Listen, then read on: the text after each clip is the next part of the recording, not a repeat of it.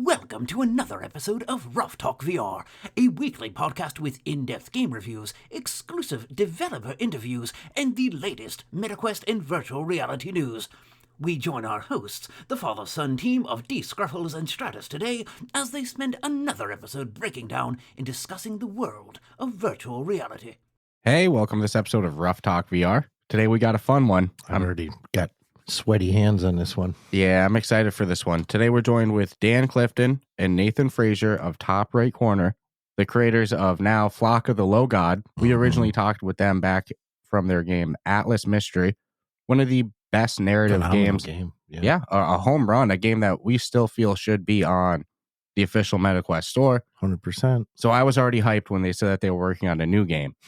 And then it comes out to be Flock of the Low God, man, if you're a fan of horror games or scary games, this game is going to be a hit for you.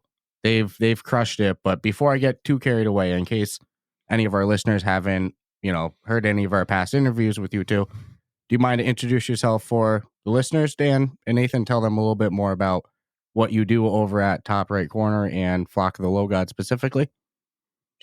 Sure. Yeah, my name is Dan Clifton. I'm one of the co-owners of Top Right Corner, and we make a bunch of different things. So we make original games. We're pretty much primarily a VR and AR company. So we make original VR games, but we also make original education and training materials in the XR VR space. Yeah, and I'm Nathan Frazier. I'm the lead developer, and I make sure everything works. It's a good way to put it. keeps things on the rails for sure. And also with Flock of the Low God. Flock of the Low God is an original narrative horror game that is based on the feature film Malum, which I produced and released through my other company, Welcome Villain, in May of last year. And if the movie is anything as scary as the game, I think I'm going to bet the game is scarier because you can watch a movie. You don't have to live it. And what was the reception to the movie? Like, I'm not huge into, horror films and stuff like that. So it's not something, as you can tell by my fear while I'm playing Flock of the Low God. But what was the reception like to Malum? It was good. I think so. Malum is a remake, technically a remake of a movie called Last Shift that came out in 2014. Many people, including Nathan, will probably say, "Why are you remaking a movie that came out less than 10 years ago?" But we brought back the original producing team and the original director to kind of give him a little bit more money to sort of make a larger movie than he did back then, which has happened a few times in the past. And people, horror fans really dug Malum. Malum is it is similar in tone to the game. It's a very brutal horror movie that has a ton of gore and is silly in places, but really goes for it in other places. It made, some top 10 horror lists of the year. And my company, Welcome Villain, we actually distributed the film in around 300 theaters. And so it actually got a sort of a decent release, and it's available on streaming and it's available on Blu-ray because physical media is actually back. People are buying Blu-rays again because if you own a Blu-ray, your favorite streaming service can't just make your movie disappear forever. So people are sort of coming back to actually buying things on physical media again, which is kind of funny. Same thing with vinyl. I think vinyl sales last year outsold CD sales for the first time in many years. Eventually but it makes sense. Sometimes you want to own the physical copy, and we all have been burned with our favorite, TV shows or movies that, they're moving over to this platform now. And if you're not a member, you're just not seeing it. I think I'm going to have to watch this movie, though. Yeah, happens to me and my girlfriend all the time. We'll be like scrolling through what's available on Amazon Prime. We'll be like, oh, let's mark that to watch next week. And the next week we go and it's no longer free, or it'll say unavailable. It's like, what the hell happened? So I agree. Physical media is the best. So I want to jump to the movie real quick before we get into Flockmore. Do you know how many jump scares are in the movie? I'm assuming some. Yeah, a decent amount. And I do come from a background of making horror movies. There's a decent amount of jump scares in Malum. Obviously, jump scares are subjective, which is kind of, fun when you're making a movie. What works in a movie might not work in a game. There are certain jump scares that are based on aspects of the movie that we brought directly into the game. But yeah, I'd maybe argue that there's more in the game and they might be more effective because you're in a 360 environment where you can't leave. I will firsthand attest to the fact that the jump scares in VR are far more impacting than jump scares on, again, I mean, I watch a movie, I know I'm watching my TV. At the end of the day, I can mentally talk myself back from being scared. But like last night, I found myself, you didn't help to cause any by freaking out on your end, but I ended up backing myself into a corner and was just refusing to move. I'm like, if I don't move, I don't have to experience anything. And I'm genuinely had the fear in me. So I'm like, we'll resume this again tomorrow. But you crushed it with, dude, I'm not going to lie. I, for me personally, I'd say within the first 10 minutes, there was like 5 jump scares. Some of them, there weren't even jump scares. It was just the unknown of something that I had to do. And with the music, which I want to give whoever did the music score absolute home run credit, because I've been saying this is like the perfect combination of story, living the horror movie, and then the actual the sound score that puts it all together. So it's just this ball of horror. It really scared the shit out of me. That's awesome. I'll give a shout out. The composer's name is Samuel Laflamme, and he actually did the score for the film.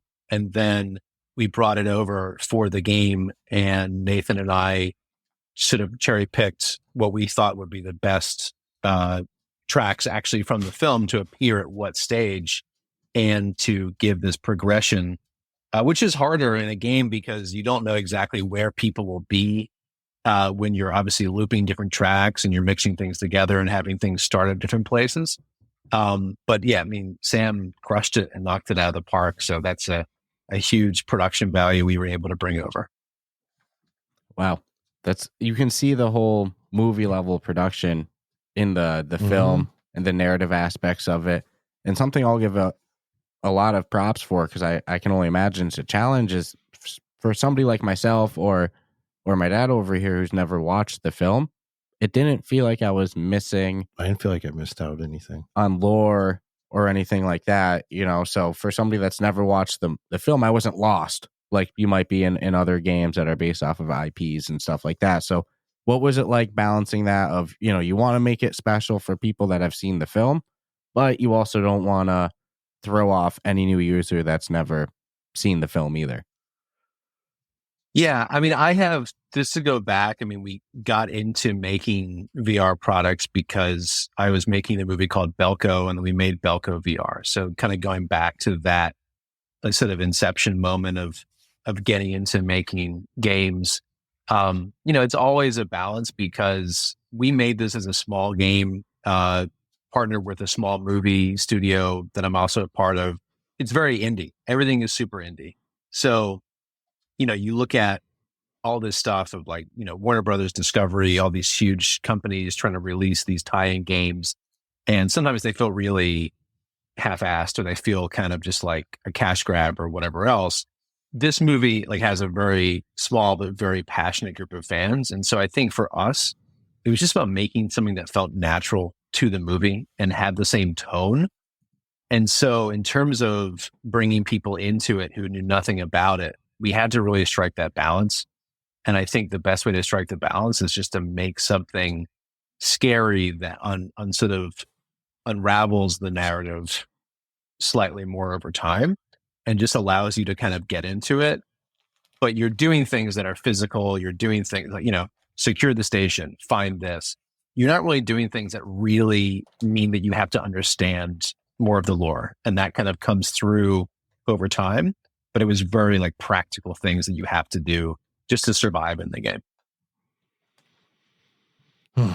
From a development standpoint, because we're marrying like you said, the best parts of the sounds of the movie, obviously with the touch of the movie, but for Nathan, like what were the challenges of trying to not go too much to the version of the movie, but still, I mean, you're working in a VR environment and you're developing essentially a horror movie in VR. Yeah, I mean, if you are really into horror, stuff like this is obviously great to work on. We definitely had some people that were working on this that were less like horror people. And so when we're like, hey, can you like test the game for us? And they're like, oh, do I have to? Like, and for everyone, it's like, it is a fun experience. And for me, I love horror, so it was totally cool, but it is funny when you're telling, your art team to make some bloody characters and to make all this stuff. And it's like, it's definitely interesting from that side of it. From like the connections to the movie, I mean, the whole product kind of started, and while the movie was still being made, so like before the movie was even out, but while it was still being made, Dan was like, let's make something VR that goes with this movie.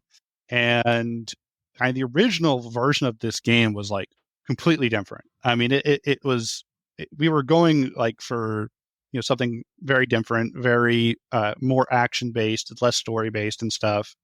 And we worked on that for a long time and kind of, soft released it and stuff. And, we were like, hey, this, just doesn't fit up to our standards, and Dan came to me and was like, what can we do to make this good? And I told him, we're going to have to completely remake it. We're going to have to do a full pivot to something, more story based, more linear. And we did, we took the time to just completely redo everything, kind of start from scratch using some like mechanics that we made, to make something that's fun and focuses on being scary more than anything. And then also like, I, was working on this and was making the scene and making all that stuff before seeing the movie. But after I saw the movie, the game became a lot more fun for me because I was like, oh, I remember this hallway. I remember this thing.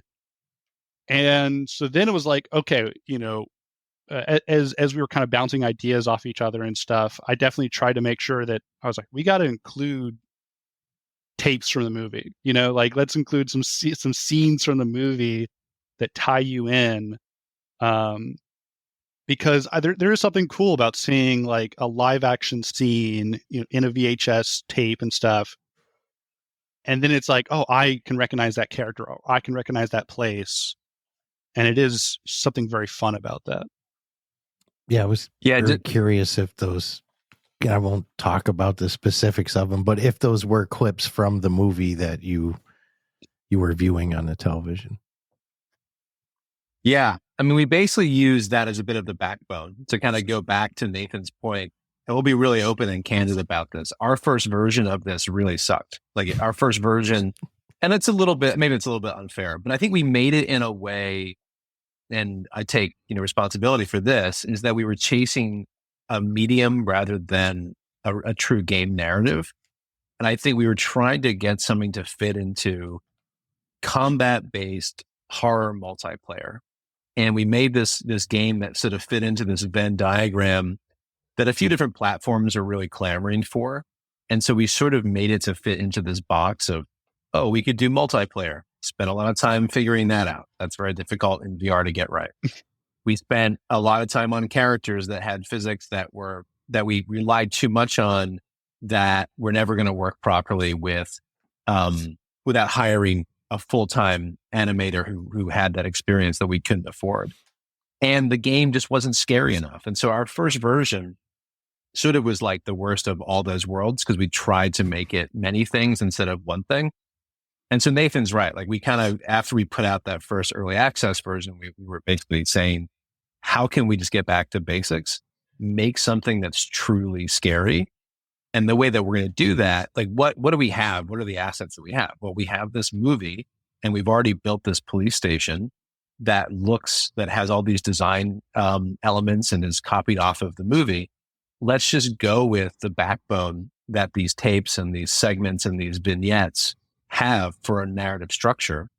We're not telling the exact same narrative as in the movie, but we're selling a narrative that's very adjacent to the tone of the movie. And so we really just got back to basics and tried to make something that was scary and atmospheric. And sometimes less is more. You strip everything down and it's like, how do you just do something like that? And then you can build on top of it. I love the to not have the ego enough to know that if a reset is needed, then that's what you do, versus other people who would be hell bent on, it was my idea, my vision.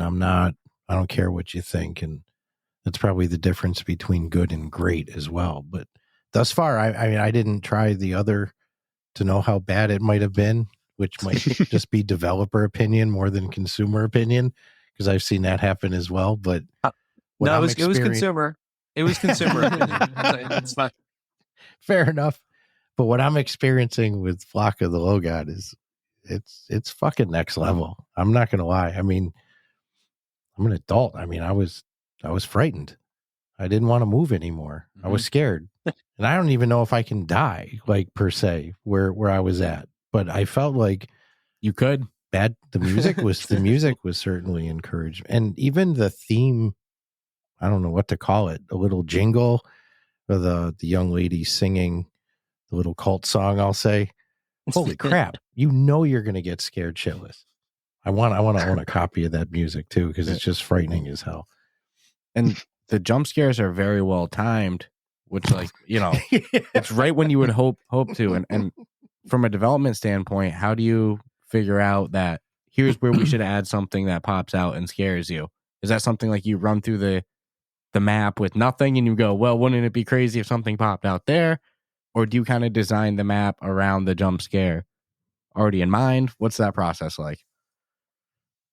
Nathan, yeah, I mean, yeah. So Yeah. we did, funnily enough, kind of designed the map first, which, you know, whether that was a good idea or not, you know, it's still to be seen. And there's also sections of the map that we've made, like, fully designed and built out, that you never even see in this version of it. And we're kind of, you know, keeping as like, okay, that, you know, these are some good parts that we could expand it to in the future and stuff. Because it wasn't meant, you know, originally it was meant to be more open and you could go around the whole station at any point. And then, you know, when we lineared it down, there were certain parts of the station that there just wasn't a good enough reason to make you go there yet. So we're like, you know, okay, let's, you know, instead of it just being some empty place that has no meaning, let's just kind of, you know, not let the player go there for now, and use that more effectively in the future. But yeah, so, and we built a map, and then it was kind of like, how do we, you know, get the player to go where we want them to go in a way that still makes them feel like they have choices of where to go. So we don't want, you know, to like lock every single door and be like, okay, this is the only door you can go through. You know, don't even try to touch anything else. We want it to feel like you're making those choices, and then also kind of punish you with scares if you go down some places that you're like, you know, there might not be a reason to go here, but if you choose to kind of go off the beaten path a little bit, we're going to scare you because of it. And yeah, and that was that. I think that's kind of what we meant to do, and where we put the jump scares were a lot of, you know, places where, again, we kind of wanted the player to go, or we punished the player for going.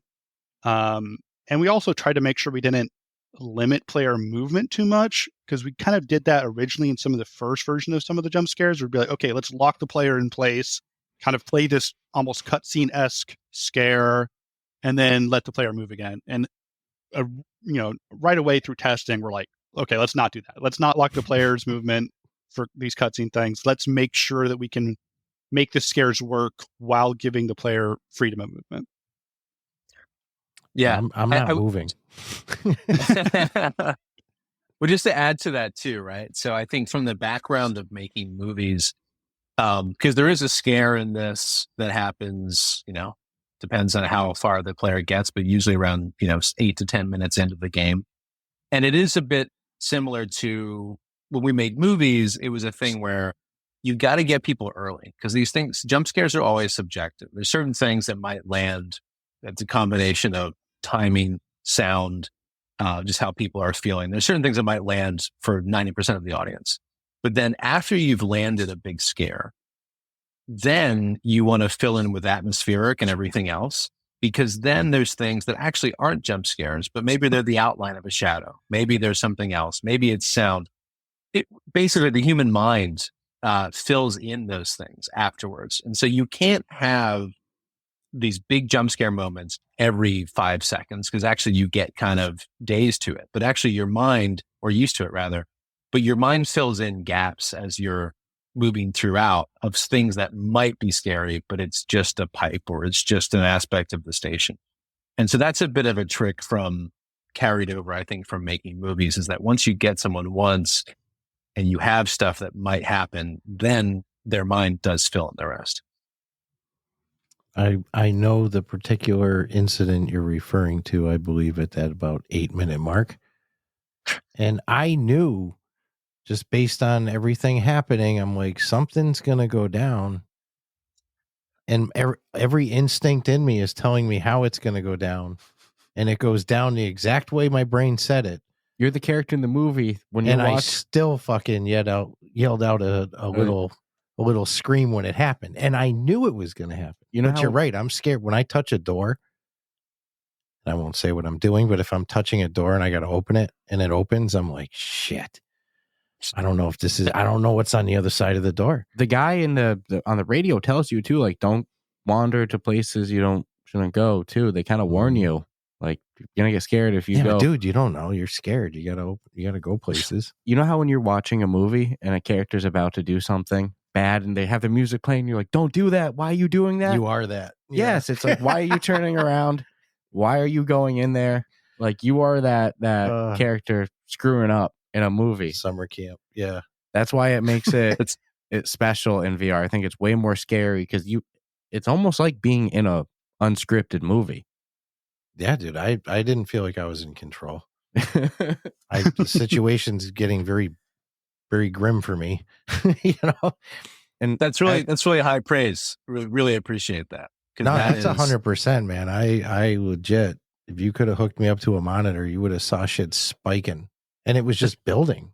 And a lot of it was, being induced into me through the sound. And even, man, when you're running, let's say you're running down a hall and your character's a little out of breath, even the breathing sounds are somewhat frightening. Right? Like, I don't want to hear this. It's phenomenal. And although the reception might not have been the best with the initial version, what's it been like with the version that example we've been playing, the current edition? It's been really good so far. So we literally got it out in the past, 3 or 4 weeks. A big part of this was even doing a lot of the optimization to have it play on Quest, which was a big challenge with all the different things we have in the game and like the lighting and everything. I mean, that was almost its own other chapter of making this work.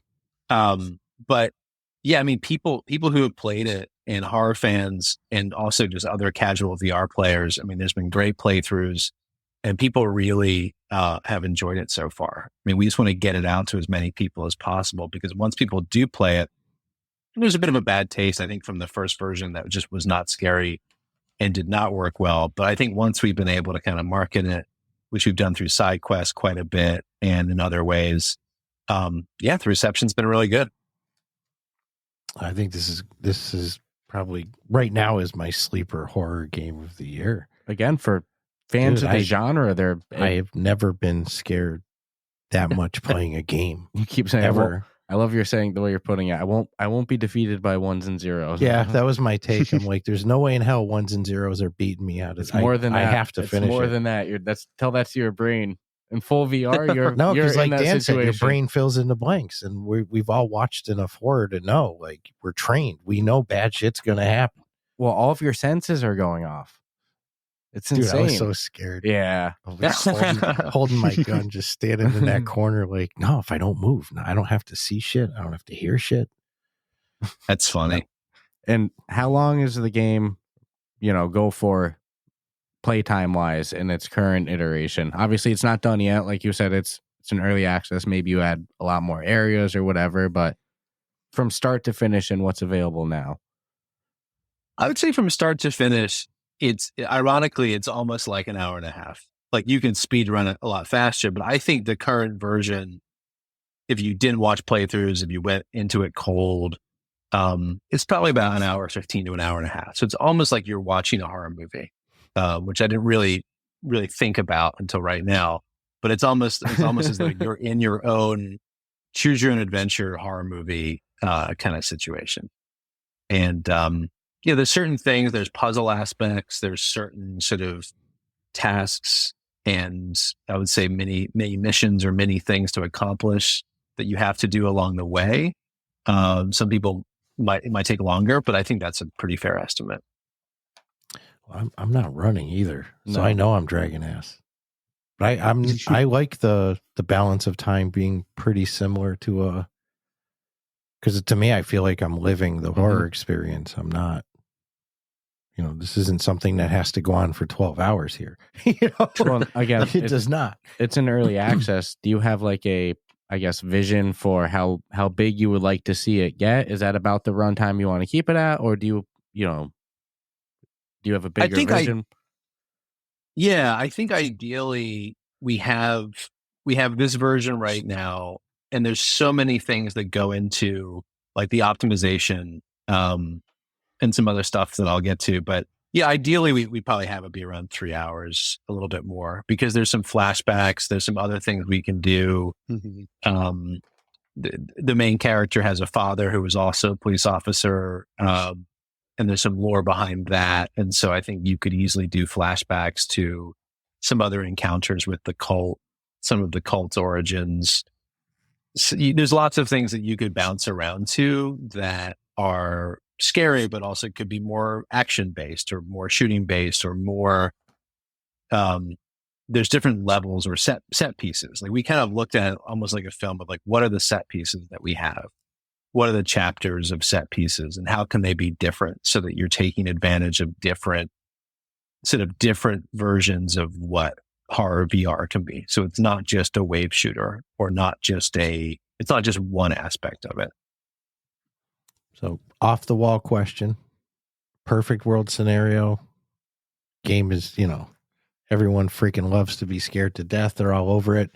Is there a possibility of branch offs of it based on characters that potentially like the father or maybe you as a child or something that could be a different separate game, but still tie into the Flock of the Low Gods? I'd probably, just release it as a DLC, or I'd release it as sort of a separate narrative as part of the full game. Almost like you would play through this version, flashback to a previous version, and then have that be sort of like the middle act. I keep using these film and story metaphors just because that's how we look at things like that. But I sort of feel like this early access is almost the first act. And I don't want to say the first act or the first thing of a trilogy.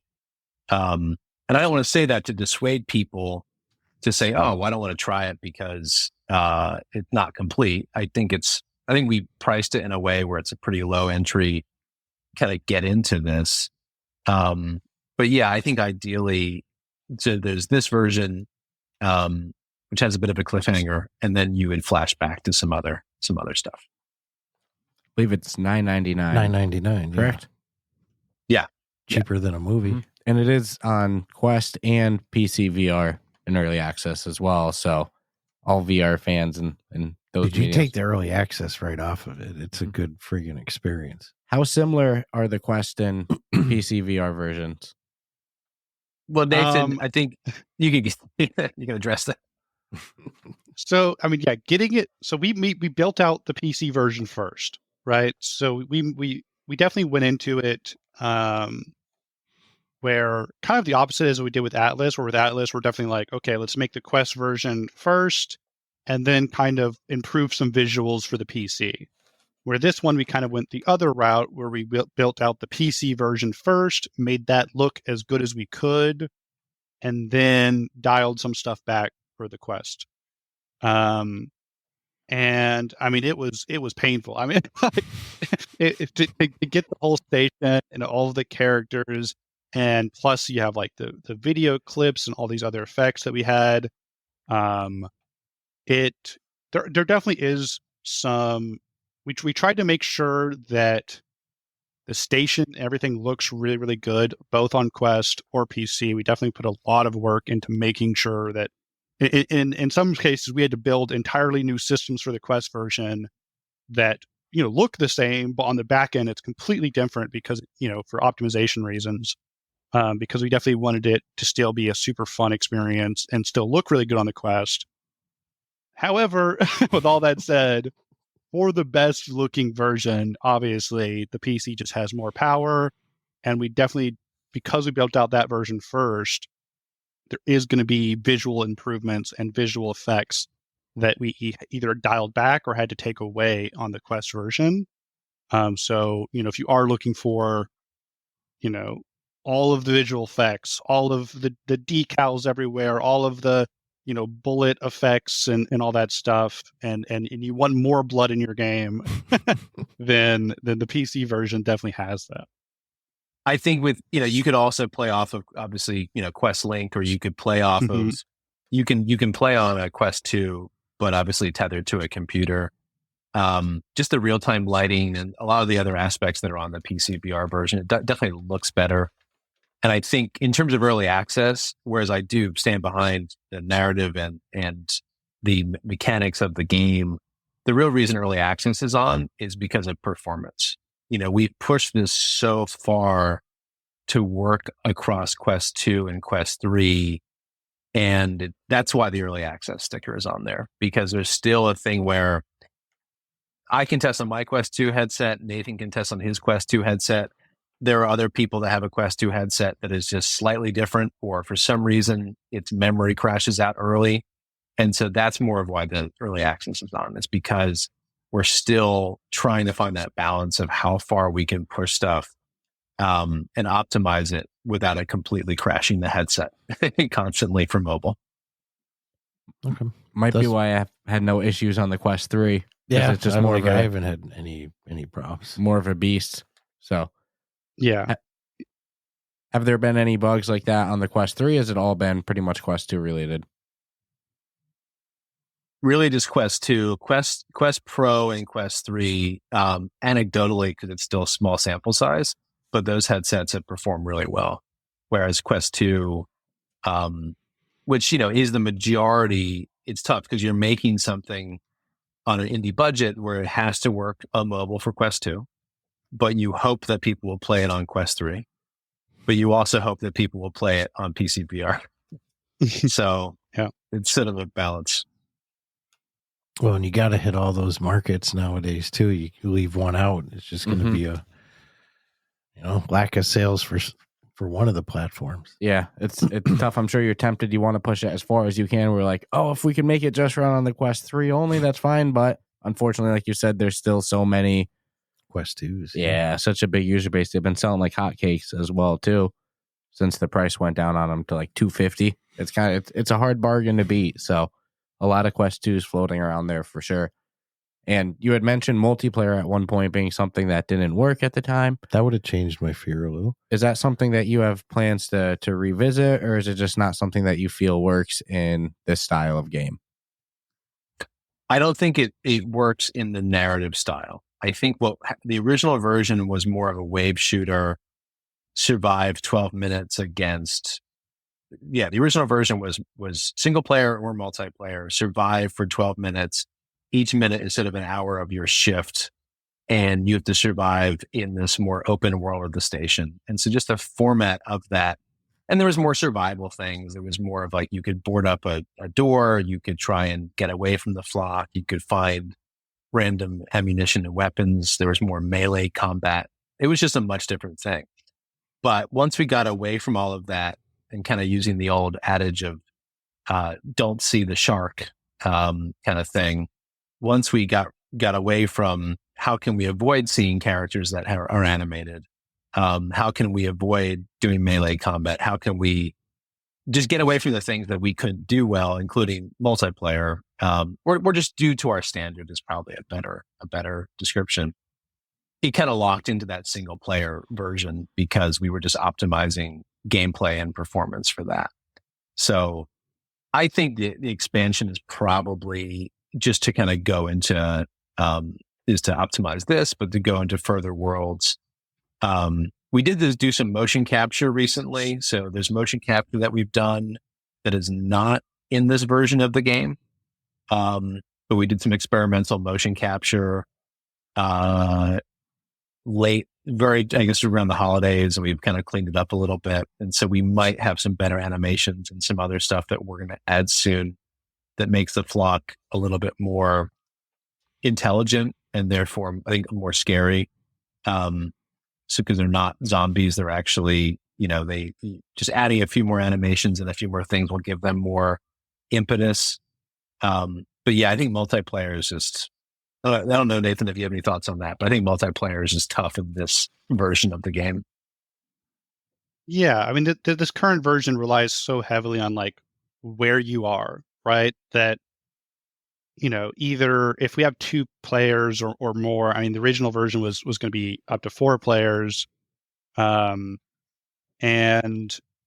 it's like, either you're going to be missing out on a bunch of scares because one person's going to experience it, you're not going to experience it.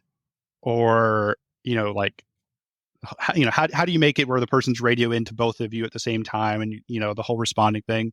So you have this version of it, definitely, which was a tough choice to make, because we built out the multiplayer. The multiplayer worked and we had voice chat where you could, talk.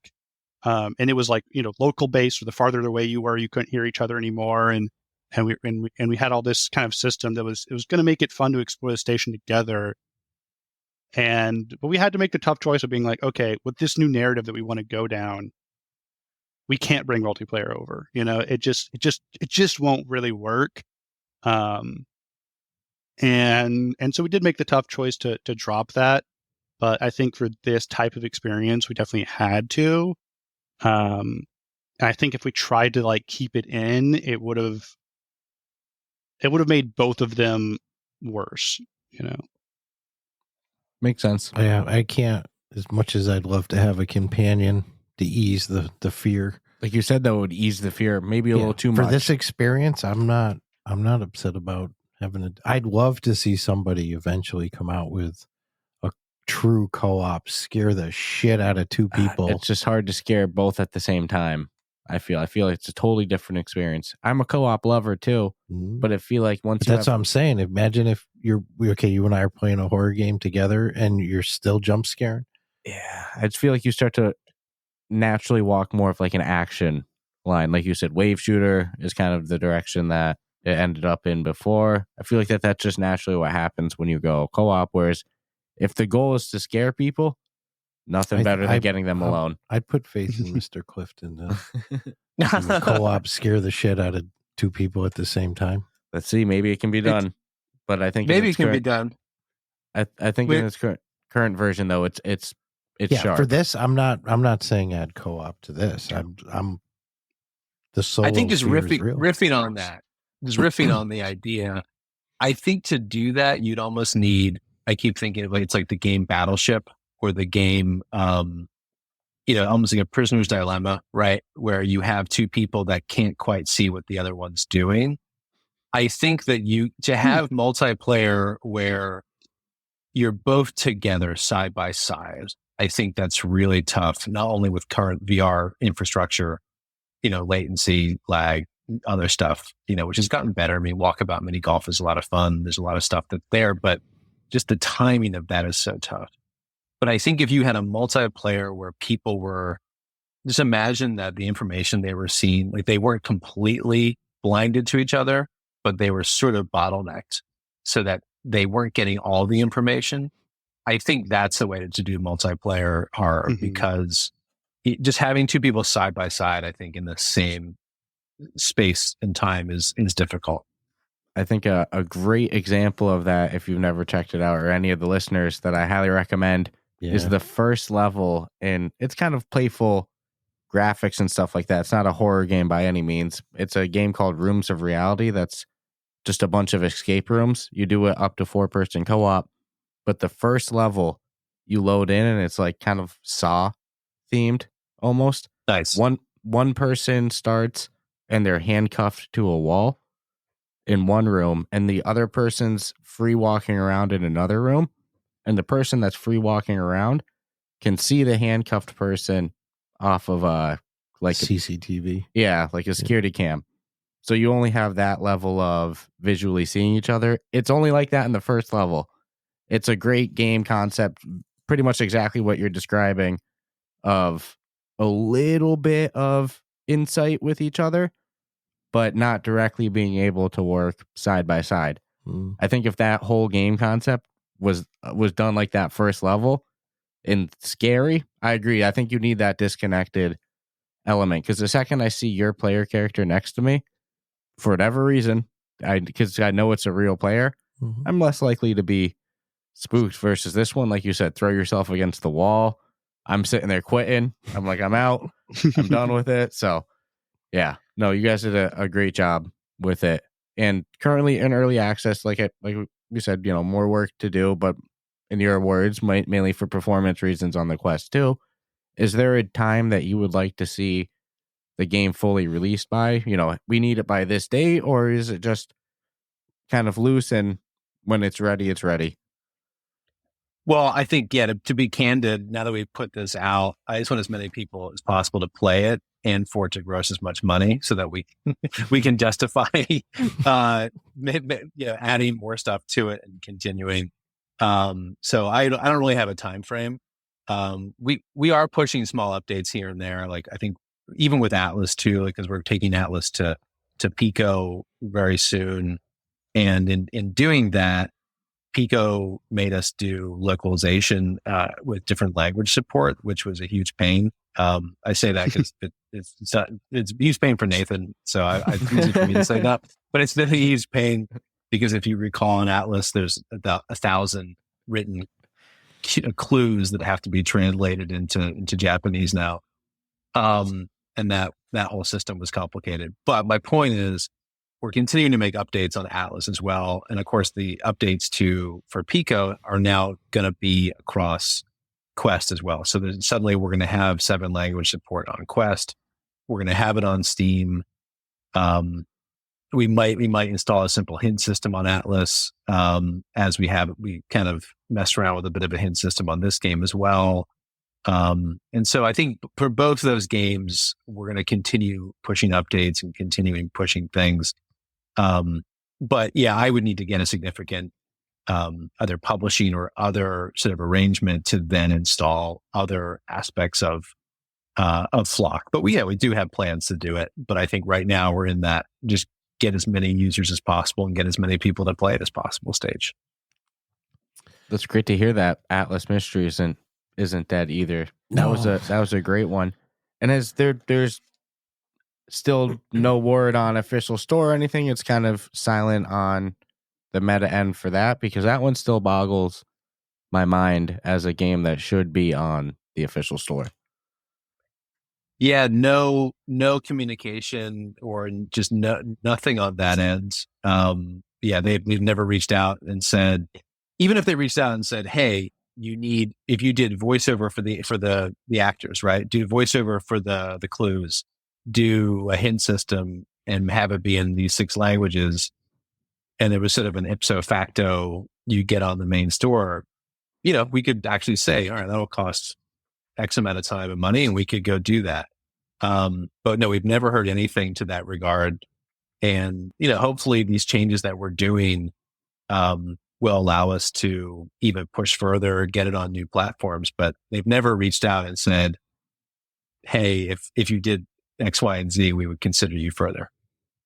Yeah, because I'll preach it till the end of time to anybody. It's a little sour with me. That's a non-spooky one for anybody that's too scared of horror. I think that's another one that really shows off the the great work of Top Right Corner. It's an awesome narrative experience with puzzle elements, a lot of puzzle elements, a great story to it, a lot of little hidden things to discover, a lot of interactable stuff. It's very well done, and I had such a good time with it. I feel like that, there's a huge crowd that likes those type of... It's a grave injustice is what it is, damn it. Yeah, so I'll say to anybody, even if it's not on the official store, if you're looking for a good single player non-scary one, go with Atlas Mystery. It's a great time.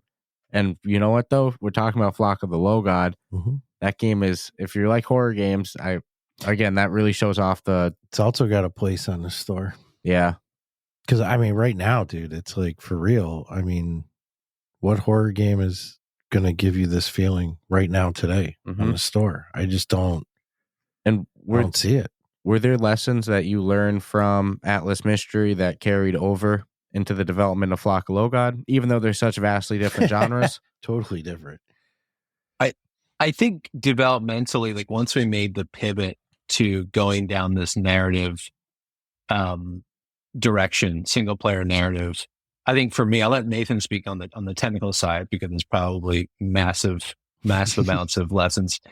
But for me, I think it's like with VR originally sort of the Nintendo adage of, get a great mechanic to work, Beat Saber, lots of different games, get something to work and then build the game around that.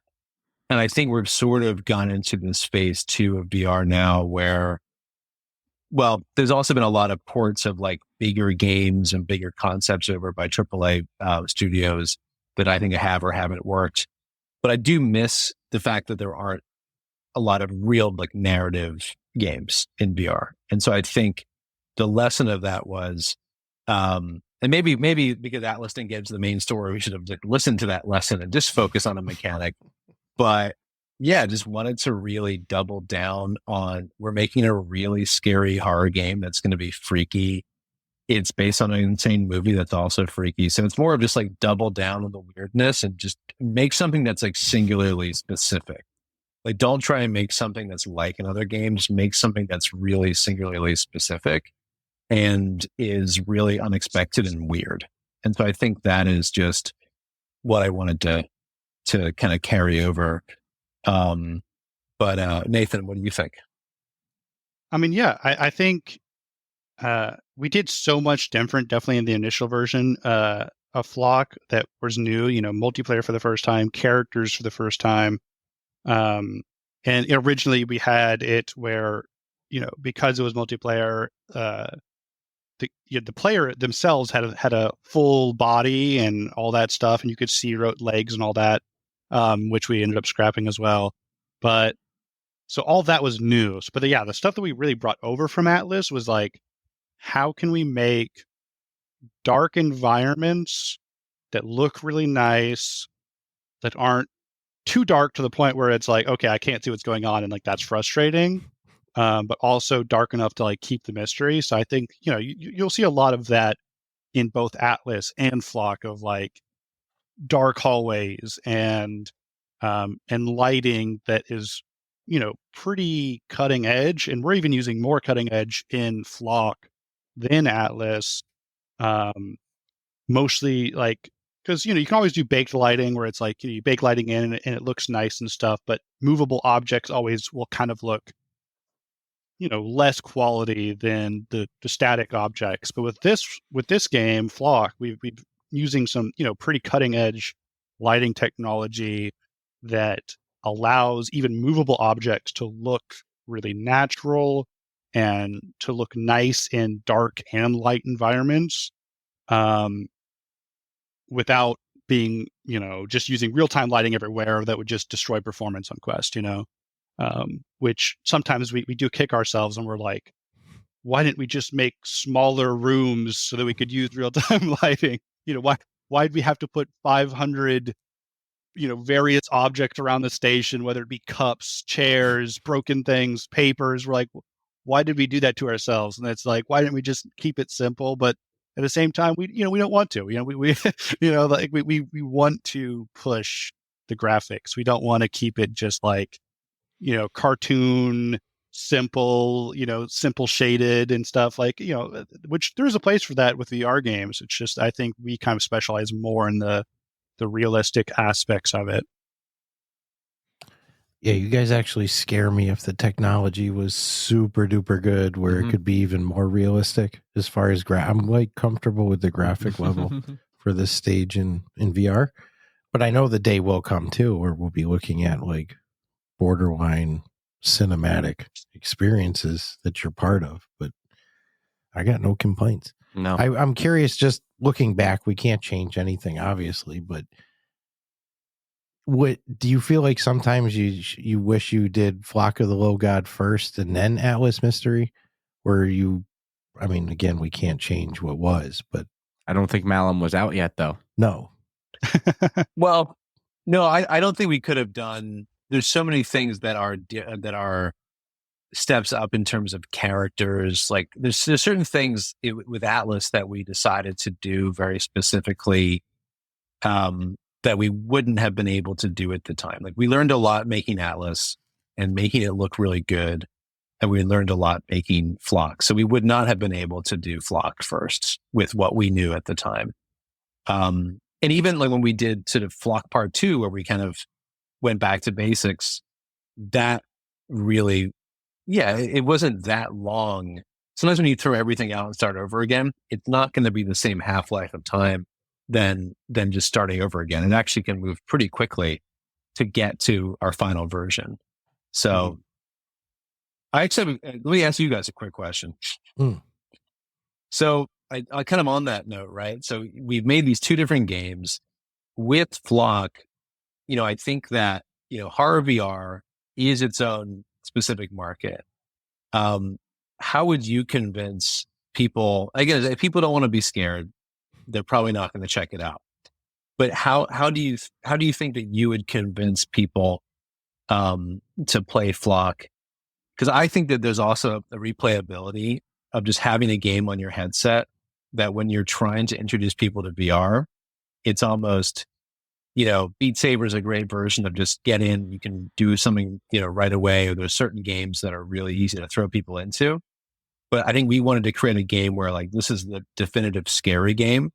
And so if you want to be scared in VR, it's kind of fun to watch other people play it. As like if someone's over your house or something. So what do you guys think about that concept?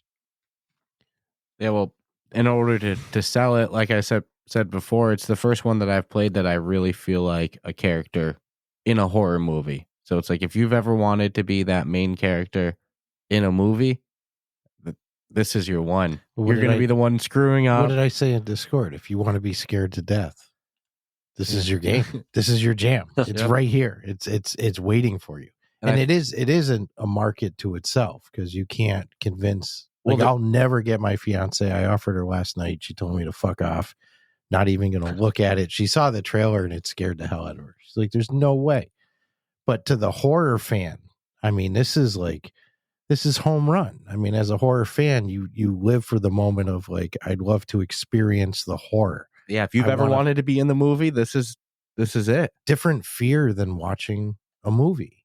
You're living this. You're gonna breathe it. I've never once watched a movie and huddled in a corner.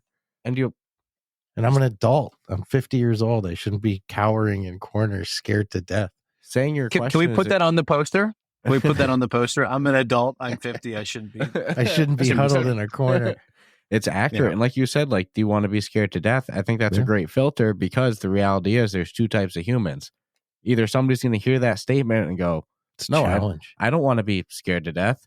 Or what a lot of horror fans are going to hear and go, "Yeah, I want to be scared to death." That's what they're into. It's like you go, "Do you want to eat the spiciest wings possible?" There's some people are going to go, "No, I just want barbecue." Other people are going to go, "Give me the spicy wing challenge." It's a genre. I love the idea of watching people play it, though. Yeah. I'd watch somebody play the first 10 minutes just for I'd start giggling at we like watching playthroughs. We've watched, I got into this I don't know, maybe German server or something, this German VR Discord. And there's 15 German guys who have now played it. And it's funny because a lot of them don't actually speak you think about like watching Western movies or stuff. I mean, they really play through it, not really speaking much English and looking at it, and they were still scared. So scares are a universal language. But it's really funny just watching them do playthroughs in German and then just freak out at the same places. And I have no idea what they're saying, but we love watching playthroughs of different people do it. And I'd recommend for any developers, one of the reasons why the first version was not very good is because, I think I was distracted. There's a lot of other things going on, and we just did not test it thoroughly. And so if you have to test things thoroughly, and not just from a performance perspective, which we're still working on, but from a narrative and scary perspective, you just have to put people through your game and just make sure that it's enjoyable and it's a place that people want to spend time in. Even if they're scared and they don't want to be in it, does it accomplish what you're going for? Is it fundamentally fun? And I think that when we've done that and we've got great results, it's really worked. When we've shied away from it, or we're kind of saying, oh yeah, but these people don't really get it. People who really understand this or understand VR or gaming, they'll understand. That's a terrible way to look at it. You have to have people play it, and you have to really listen to that. And I think we knew we had something that could be really cool when we started to put, I would say, normies, or just put civilians through the game. And at that moment we've been talking about, just consistently, they would freak out, and they would find other things around the station to freak out about too. And that's when we knew we sort of had something to work with. I personally, I feel it's a home run. Mm-hmm. This would be one that we always joke, like if there was VR game stock, like who would you invest in? And this is one I would probably throw coin at. Yeah. And I love the idea of just, I'd love to see stitched videos of just people playing it for the first time. I wanted to record it, but I'm so careful about spoilers. And to me, like, I kind of set you up a little last night for some doom and gloom with it, knowing some shit was going to happen. At least make it to this point. Yeah. I'm like, dude, if you're going to quit, just make it to this point. I mean, this is all we got to do. And you're like, oh yeah, 100%. And I hear you scream. You're like, you're such an asshole. You knew that was going to happen. Getting all like angry about it. But yeah, I would never want to blow that, any of the scares or the. No, but for an hour and a half, 2 hour narrative, shit your pants adventure, it's well worth the $9.99. Dude, it just, I would think if it hit the store, it would go up, to be honest with you. Maybe, 14, whatever. But 2 for 2 with great experiences from top right corner. I want to see one of the two go on. I'd love to see Atlas go on the store. We've said it for years, but this one is like, dude, there's nothing there. There's no, you're filling, you'd be the only guy filling that void for like the horror enthusiast that like really wants to feel I'd scared. argue there's a void for the Atlas mystery style games too, but yeah, absolutely. Yeah. Oh, no. I agree. The Low God.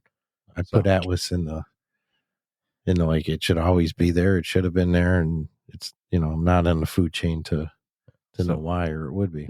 Well, even with I Expect You to Die in games like that, I feel as though there's still not like countless great escape room games, right? Like I don't see why there wouldn't be space for it there. I think with Flock, yeah, I think we want to be a definitive horror VR game, because I feel like when I would say the golden age of early VR, 2016, 2017, Vive, Oculus Rift, it was still Oculus, Palmer Luckey was still around, the good old days. Like there was a lot, I think horror VR was really prevalent. There was a lot of sort of early horror VR games that people really latched onto because it was effective in the medium. And then I think over the past few years, there's been some like studio tie-ins on movies that haven't really delivered or been just not exactly that. But yeah, I don't think there's been a real new definitive horror VR game that is really that scary. And that's something that was a big impetus for us. Oh, hell no, there hasn't. I know there's a couple, but I don't think they're as scary as this shit. No freaking way. And I'm going to attribute a lot of that to understanding what works in movies to scare people, because you're scaring people sitting down, just eating popcorn and snacking, and to carry that over into the VR space, which is now it's you, baby. It's fucking awesome. Yeah. I really can't. I don't give thought that it's early access either. I'm like, to me, it's a freaking game. But yeah, it feels it. So one more thing I'm dying to know before we let you guys go too, because we've been going an hour, it flies by, but we know everybody's time is precious. People are busy, so we usually like to cap it. We try to be a little respectful. Yeah, I usually try to cap things around an hour, but I'm dying to know, how big is the team that worked on this as well? So Dan did a lot of the writing. I was the main programmer. We had 2 other programmers come in for small parts of it, because we have a lot of other projects that we're kind of working on. So sometimes if there's kind of a pause in one project that another developer is working on, they might be able to come over and help me on our main projects. And so we had 2 other developers kind of come on for, a month each, and kind of help me on various gameplay systems. And then we had 3 artists that worked pretty much full time on all of the scenery and the props and all that stuff. So yeah, Nathan did a very good job of breaking that down. But yeah, I mean, ultimately it was really around 6 people total, with Nathan doing it full time. And then obviously the artists that we had working on it, doing it mostly full time, but also dipping into other projects. So, not a huge studio of dozens of people making this. Nathan did most of it. But, we were able to pull in score and other sound from the movie and other places. And so that definitely helps, but still a small team making these games. And how long has it been in development in total? I know it's gone through its couple of versions and stuff, but. Yeah, so the first version, we spent about 6 or 7 months kind of building the police station, building out some stuff. But then we sort of, like last July, got to a point where we were like, hey, this doesn't work. And so then I think we paused for about 6 weeks. And then from late August until January. So I would say in total about a year and a month, a year and 2 months, off and on. But surprisingly, since kind of starting back up with the new direction, we were able to kind of remake the entire game since last August. So about, what is that, like 5 months? So that's crazy. Nathan, unless I'm completely wrong on that, but I feel like no, that sounds about how painful it was. Yeah. Nathan's like, I got some gray hair to prove it. All right. That's fast. That's a really fast timeline. Yeah. And to have a good product at the end of it. So. Well, and like you said earlier too, to not have the ego and stay stuck on a direction and be able to shift. And we've talked before about that. That's an area in development that sometimes, I mean, it's like that in all business. People get an idea in their head. That's what we're doing. I don't care what the numbers say, but to have, I'll say maturity, whatever you want to call it, to be like, look, we need to change direction, and there's no hard feelings about it. And even though everyone's already worked a boatload of hours putting out what they thought was going to work, if you're not willing to change when you need to change, you're going to get destroyed. Yeah. I'm happy you did though, because I'm thus far volunteering to be scared shitless. Yeah. And again, for any horror fans, for any people that love that feeling, this is a home run. You get to be in the movie. It's like the ultimate horror house, really. Yeah. You could never put a value on if you paid for this. So great job to you guys with Flock of the Low God. I'm excited to see we got to get them on again though. Yeah. At quote unquote full release. Yeah. I know you said it's pretty much where you want it to be. It's just more performance stuff, but I'd love a good push at, like I said, full release. Maybe get this baby on the. I'll keep talking about it on the store. I'll keep talking about Atlas Mystery as well. That both of those games deserve to be on there, no doubt. But Before we let you guys go, do you guys want to plug, maybe where listeners can stay up to date with the latest and greatest with top right corner and Flock of the Low God? Maybe like Discord or social media, anything like that? Yeah, so I think SideQuest is obviously great. There is a Twitter for Flock of the Low God that is simply Flock Low God VR. You can put the link maybe in show notes or something else we can give to you. And so I think we'll probably just push out stuff on our Twitter where we'll also show, I guess technically x.com. I will always call it Twitter. Whatever. I don't know what Twitter is. Never heard of it. All right. Whatever. X. But yeah, we'll probably add. We do have a Discord as well that will add a lot of elements to. So yeah, we'll keep pushing items. We do want to keep pushing updates as we get more feedback. And so even though it's on HalfLab and you have to go through 7 layers of search to find it, don't be dismayed. You will find it. But yeah, that's probably the best way to go. Awesome. So I'll throw all the links for those in the show notes, the episode description. So if anybody wants to go, give them a follow on social media, go join their Discord. Yeah, I'm negligent of not jumping into the Discord. I bet you that'll change after this interview now. Yeah. And I know someone in our Discord, I think they're buying it today because... Yeah, I woke up to the message. I don't even think their horror is their thing. It's just they've heard of talking about it enough. Then they're like, all right, I got to try it. But yeah, so any horror fans, dude, because any horror fans, this one's for you. You're gonna get scared. At least I did. I have another question though before we wrap up. Yep, absolutely. On the movie side of things, you're still going to be putting out horror movies as well. Yeah, no, I mean Hollywood is in a complete crisis right now in many different ways. But through my other company, Welcome Villain, we're putting out 3 other films this summer that we've acquired to distribute. So we will be putting out other films that way. And, I think in terms of horror, I do think it works. It's a great theatrical medium, like watching a horror movie in a theater. I think it's one of the last elements that people will really still go to theaters for because that communal experience is pretty strong. So I'm very bullish on horror movies in general. And it's the kind of thing too, where, it's still the kind of movie that you can make without big stars and the quality has to be high, but they're really concept and execution based.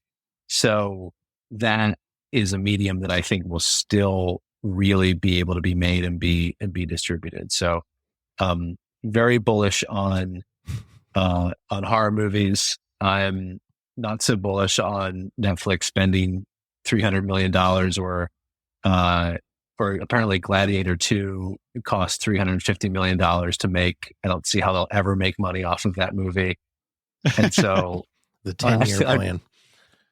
It'll have to gross more than $1 billion for them to kind of break even. So anyway, but I'm very bullish on making horror movies and making horror games and other experiences that tie in with movies overall. Well, I'd love to see the studio be the absolute go-to for horror. Yeah. As much as Atlas missed totally different genre, vibe, feeling, phenomenal, but I think you've got a magic touch with the horror, and that even sounds bad because I'm not degrading Atlas Mystery at all. It's its own separate thing, but for horror, yeah, the studios, they're going to get the recognition I think you all deserve for it. Well, if you had one more, I got one more. So what was it about Malum specifically that made you go, I think this would work good as a VR project? I think for me early on in production, because we've made a few movies here, Welcome Villain, it's the fact that the whole thing takes place at this abandoned police station. And the fact that we had access to that station for so long so we could get great photo reference. And it was really creepy to actually be in there. We actually shot in the station that had not been used in years. And so that was just a really creepy experience to actually be there. But I think because it took place in one location that we could really recreate in specific detail, I think that was something that was our haunted house, right? That was our haunted house to create. And so I think that's really where the idea of, we could really do this and recreate this in VR came from. All right, one more, I swear, and then I'll stop because this could go on forever. I got too many fucking questions. Does anything scare you, Dan? Do you do horror films and it's like you don't even flinch? You Flock of the Low Gods all day. It's appetizer. Does anything scare you, like visually? I guess it's more of like this is like a Rorschach test, I guess, but I think more of like David Cronenberg, I guess like body horror or like psychological sort of people losing their mind, or like it's almost like more normal things, right? Like I'm not really scared of I live in New Orleans, okay? So I live the famous Nicolas Cage haunted houses around the corner. Like everything is weird. Like there's when you like the house next door sold and it had haunted. You have to put like haunted or not haunted outside when you sell a house. So I'm immersed in this environment. But I think it's more of like realistic things of like people's like lives falling apart or people losing their minds, or like very almost like more normal, relatable things rather than some demon beat conjured. I'm just not really affected by stuff like that. Is that the other things are in your mind 100% impossible, whereas the other things could actually happen to anyone? Yeah. Yeah, I'm more interested in sort of those kind of things. Because everything else, like the supernatural, I do think it is kind of like if you don't believe in it, like you're not really susceptible to it, kind of thing. So, fair enough. Yeah. Also, one thing to note is one thing that will scare you more than anything else is when you're playtesting your own game and a bug happens that makes a scare happen when it wasn't supposed to. Because then not only were you not seeing it coming, but you thought it was impossible for it to happen when it happened. I've scared myself to ridiculous degrees by things happening when they weren't supposed to. That's freaking awesome. Yeah, I would say, I mean, I get scared, like playing this game though, because when things come at you in VR, there's parts of your brain that just can't help it. Like there's parts of this game that still get me. You know, like even though I know every single thing that's coming, just sometimes how, it's like how it's programmed and how it's slightly different than you expected, or you were looking a slightly different way, or the music is slightly different. I'm still freaked out in the game, to be clear, even though we designed it. Okay. That's a good testament to the level of immersion in it. Again, the brain's in charge, and you got environmental elements, narrative elements, and musical elements, and freaky shit happening, and it's all happening at once. So I'm all good. I'll shut up now. I have no more one more questions. I feel like a little kid. But one more. Oh, dude, I got a dozen more. So we'll let you guys out of here. We'll save it. Yeah, 100%. We'll save it for, when it comes out full release. We'll definitely have to have you back on, or whatever else is next from Top Right Corner. But I don't know. I'm a believer. I'm excited for the future of the game, and hopefully we haven't even heard the end of Atlas Mystery either, because I'll keep petitioning that one as well. So awesome. Thank you, Dan. Thank you, Nathan. Thank you both for joining us. Again, to the listeners, as always, subscribe, rate us 5 stars. Go check out the social media and such for Flock of the Low God. Stay up to date with all that. Stay out of cults, friends. Yeah, cults are not good, especially police killing cults. Those aren't good. So. Yeah, we can agree on that. Yeah. Other than that, stay tuned for more next week. Adios.